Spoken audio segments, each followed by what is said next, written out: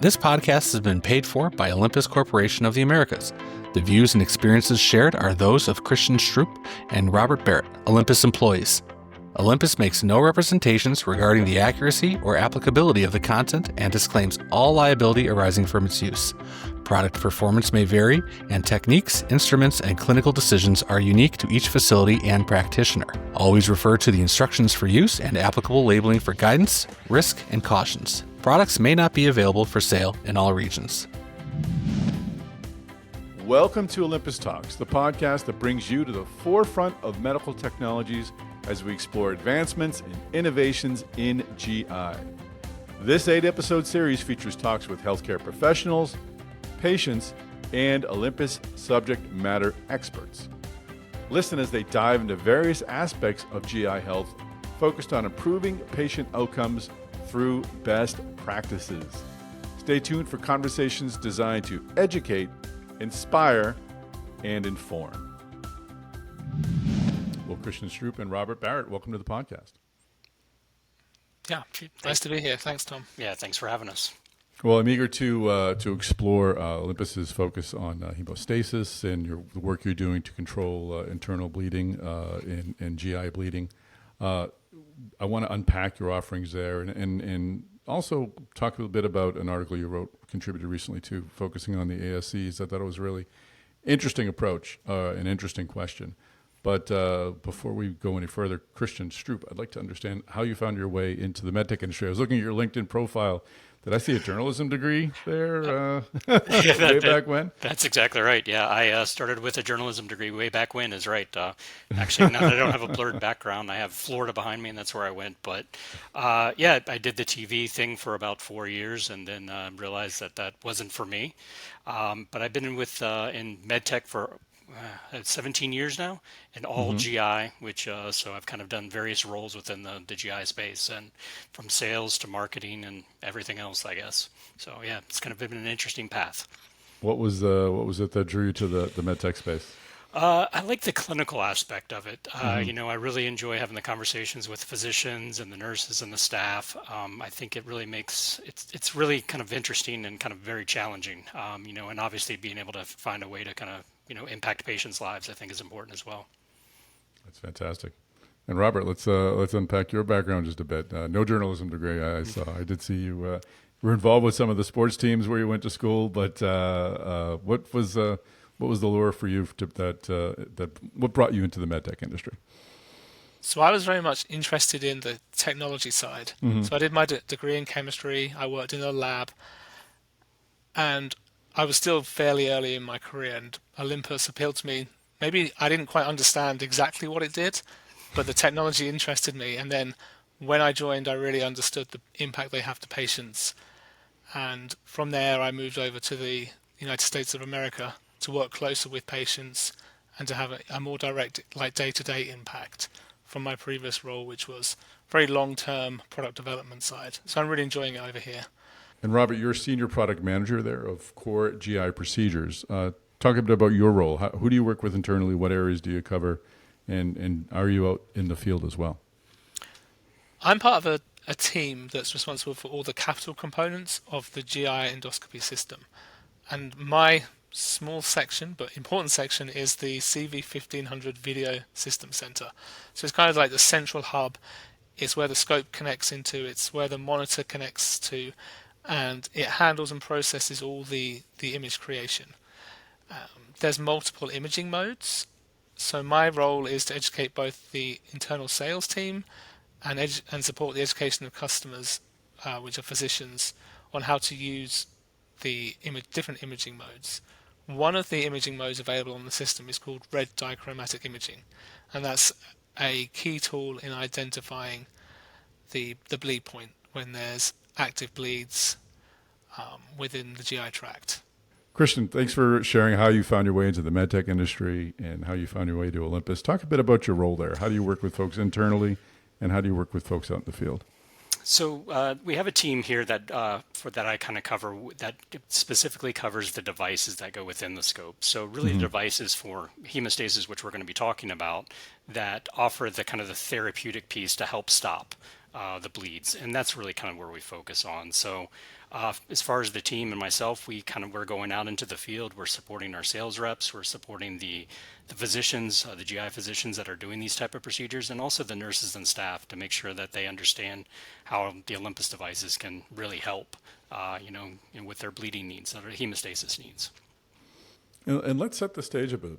Can you give us a sense of how big, how often surgeons come up against GI bleeding? And maybe just give us a little bit of a scale of or understanding of the problem. Yeah, so in a published article from the Journal of Medical Economics, there is an annual incidence of upper gastrointestinal bleeding of around 100 to 200 cases per 100,000. The rate is lower for GI bleeding, but when you look at the upper GI bleeding, those cases, the mortality is between 6 to 10%. So this is a significant both burden on medical care and a risk to patients. So it's very important that physicians have the tools needed to effectively control and prevent repeat patient care. And Christian, can you help me understand upper GI bleeding? What geographically, what's upper, what's lower within the GI system? So yeah, generally it's accepted that upper GI bleeding is everything through the duodenum, or the kind of the small intestine, and everything lower is the large intestine, so the colon. So upper GI would include the esophagus, the stomach, duodenum, and jejunum, ileum, and then kind of the rest is all the colon. And about 70 to 75% of all bleeds are in the upper region of the body. Let's talk a bit about the challenges that are being brought on by gastrointestinal bleeding. It's not something I think that we give a lot of focus to, and I think it's something that's probably not seen as a big a problem as it probably is. Christian, talk a bit about the challenges that healthcare providers have when it comes to dealing with gastrointestinal bleeding. Well, I would agree. I don't think it's something that's always top of mind, but GI bleeding is one of the top causes for endoscopy. If you look at it, there's a high percentage of cases that are done just for hemostasis. Well, Robert, let's bring the question over to you. What's your take on gastrointestinal bleeding? How is it getting enough attention, or the attention that it's warranted? And what are some of the solutions that you've been working on at Olympus? So I'm just going to echo Christian's point. It's not always top of mind, but it is very important. So at Olympus, we have a wide range of therapeutic devices, which is what Christian's really the expert on. But then we have an imaging aspect to it as well, which helps identifying the bleed point. So between the visualization side and then the tool to treat the bleed, we can really help in terms of hemostasis. So help me understand how this unfolds. What is the first sign of hemostasis or gastrointestinal bleeding during a procedure? And maybe Christian or Robert, I'll throw it out to both of you, and you can first one can take it and the other one can follow up. When does the visualization sort of come into play, and when do the efforts and the treatments that go into the stopping of the bleeding, how does that unfold? What does the discovery and the treatment of gastrointestinal bleeding look like? So yeah, I can start. I think we can back up just a second though. So there's multiple different types of bleeding, right? Okay. So I think that's maybe where we can start, and then Rob can kind of chime in for the imaging perspective, like he was talking about. So for GI bleeding, there's multiple different ways. There's peptic ulcer disease. There's post-polypectomy bleeding, which is probably what most people kind of understand. You go in, you have a colonoscopy, they remove a polyp, and sometimes there's a little bit of bleeding. Sometimes it's not enough bleeding for the physician to be concerned about. Sometimes it is, and they have to find some way to kind of, do some type of therapy. There's also, more kind of advanced procedures, something like endoscopic submucosal dissection, which is kind of removing larger lesions, and that sometimes causes that type of bleeding too. And there's a couple other things, diverticular bleeding, but these are all kind of what leads to the hemostasis. And sometimes, the patients may not know that they have the bleeding, especially if the bleeding occurs interprocedurally, because the physician's able to kind of take care of it right away. Well, that's interesting about the different types of bleeds. I'm speaking general about gastrointestinal bleeding, about hemostasis. There's certainly levels and as I said, different types. Robert, if you would give us your sort of overview of the different types of bleeds and what are some of the ways that they're treated or stopped? There's a wide range of GI bleeding, but one of the key points is always to find the bleed, identify where the bleed is coming from. And you can achieve this through white light endoscopy. Mm-hmm. But one of the technologies we have on our EVIS X1 endoscopy system is called red dichromatic imaging. And we can go into that in more detail later. But it's a technology that really helps pinpoint where the bleed is. Then once you can find that bleed point, then you can choose from the selection of tools and techniques available to treat the bleed. But the first step is always finding it, kind of working out what type of bleed it is, because that guides your treatment decision, and then being able to see it, know what it is, you can then make the right decision to achieve hemostasis.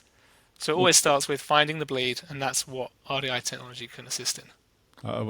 We can unpack that in a moment. What are the challenges though of finding a bleed? I imagine that if there's a lot of blood, it's difficult to find the source. Is it that simple, or are there some more things that get in the way of easily identifying where the bleed is coming from?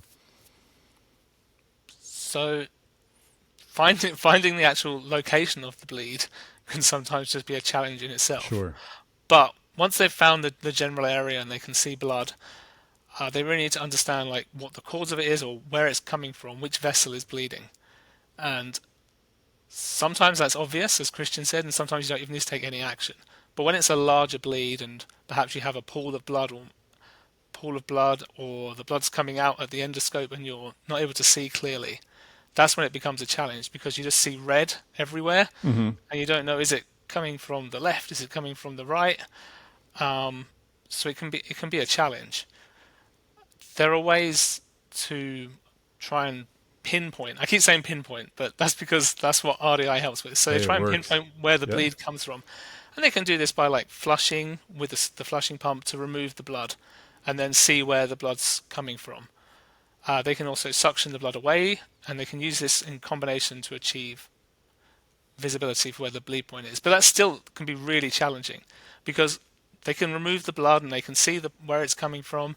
Then they have to get the device in, they have to get it in place, and the whole time it's bleeding and they are losing that visibility again. So that's the big challenge. Yeah, I was gonna follow. As you were talking, and I came to realize, and Christian, maybe you can offer insights here, but there's an urgency, obviously, when something like this happens. It needs to be fixed, and it needs to be fixed promptly. What is the when this occurs, and it occurs again, as we said at the top, more frequently than maybe we may realize? What is the pace like for the surgeons or the physicians trying to find the bleed and find that solution?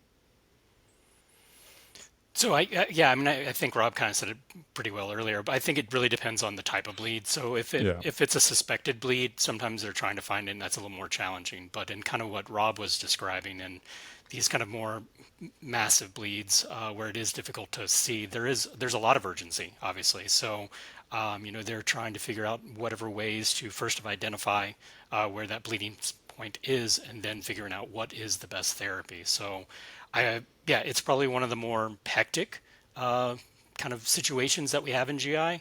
I think a lot of people think GI is pretty a simple procedure overall. Just you get a colonoscopy, you may remove a polyp, and that's about the extent of it. But there are some times where it becomes a little bit more urgent, and these large bleeds are definitely fall into that category. They're stressful. You can be in there, and suddenly it's gone from conversational, there's music playing, to everyone is laser focused, and the whole atmosphere changes when there's a significant GI bleed. I believe that. Robert, I just want to focus a little more on RDI. What are some of the other applications for the lights? I mean, is it just the light sources? Is it just used for post bleed, or can it be used in other parts of the procedure as well? RDI has actually 3 modes. There's a mode 1, which is focused on finding the bleed point. There's a mode 2, which is optimized for the observation of deep blood vessels. So when I say deep, I mean like a few millimeters in the submucosal space, not like an EUS deep. So we're just seeing the underlying vessels. This is very useful like as a planning tool before you do an EMR or something like an ESD, where you're cutting into that submucosal space. So you've found your lesion, you decided how you're going to remove it, and perhaps you want to inject to raise the lesion. It's a good idea to turn on RDI mode 2, observe those, see if there's any underlying deep blood vessels, and then it can help you plan like where to inject or where to make your incision. Perhaps you see a blood vessel and it's right where you have to cut, and it's completely unavoidable. And but the good thing is you're aware of that. You can prepare the devices you want. Perhaps maybe Christian knows better. Maybe you can do something ahead to try and mitigate the risk of bleeding before you make that cut. But it's a really good planning tool. So when you're doing those more complex procedures, you can use the mode 2 to help observe deep blood vessels. I think Rob's exactly right. I think there are times in the more complex procedures where RDI really steps up. And if we're looking at something like a POEM procedure or an ESD procedure where they're tunneling, and maybe it's not mode 2, but maybe it's mode 1, but they're able to identify those blood vessels very clearly. And then they would use something like a coag grasper, where they would, instead of, kind of just cutting through it like they normally would, they would take something that gives them a little bit more caution, and they're able to, slowly seal that vessel so they don't have a larger bleed during that complex procedure. So it really does, even though they know that they're going to be running across those vessels, RDI really gives the ability to kind of give them a heads up to maybe a greater degree than they normally would. Well, let's focus on the imaging. You mentioned the red is it red dichromatic imaging? Is that spot on. That's it. I rehearsed before we pushed record. I'll be completely honest. Talk about, now I'm going to say RDI for the rest of that because I don't want to push my luck. Talk about RDI and what makes it a particularly successful way of finding a bleed. So if we go back to that scenario where there's a large active bleed, it's like pooling and obscuring your visibility. So the way red dichromatic works is it makes use of a amber LED that's unique to the CV1500 video processor. So we actually shine 3 wavelengths of light, green, amber and red, and pass it through a filter because we want very specific narrow bands of light for this to work effectively. The amber light goes in and it hits the bleeding point.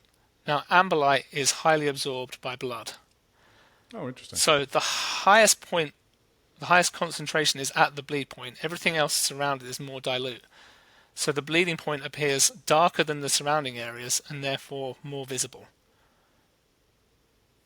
So you have the bleed, the light comes in, and it's all absorbed and it appears really dark. And that's how you know that's where the bleed is.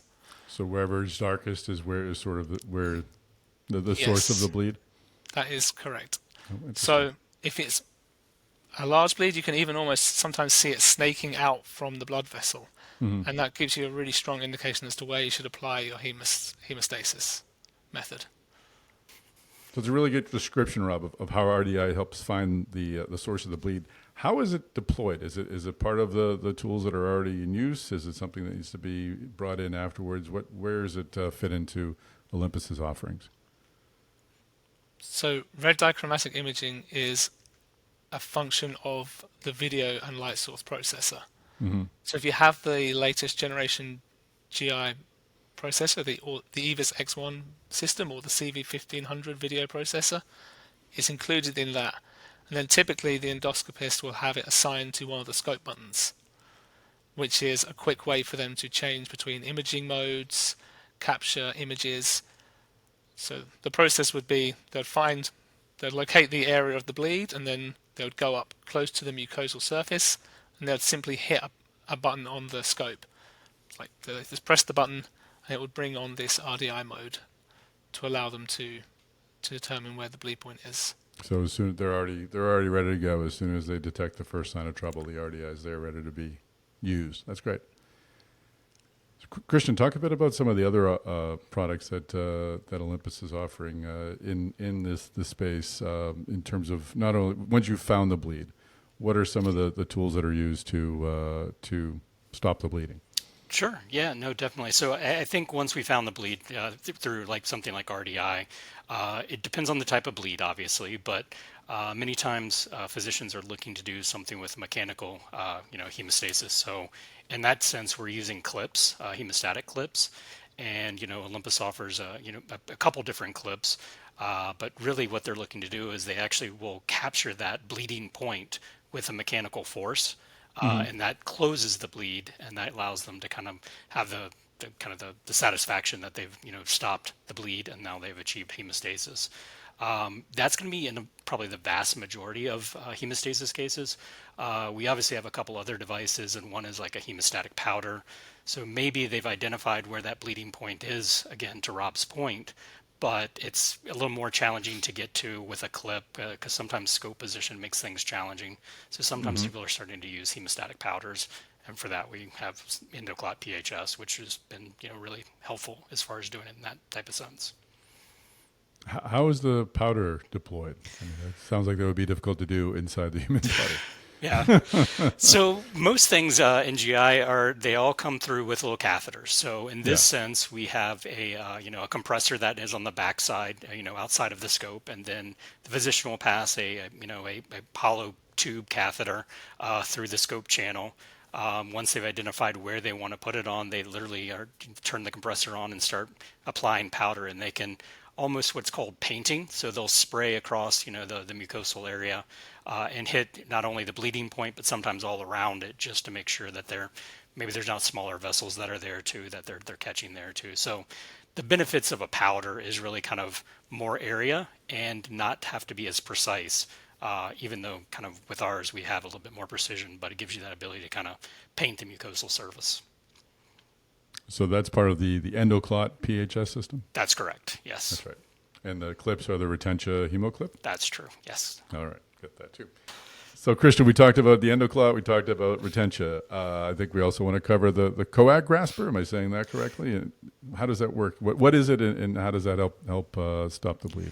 So you're right, it is coag grasper. So it's basically a hot forcep. So what it allows you to do is grasp the vessel, and it's used primarily for more interventional cases like ESD, which we talked about earlier, endoscopic submucosal dissection, or even EMR, endoscopic mucosal resection.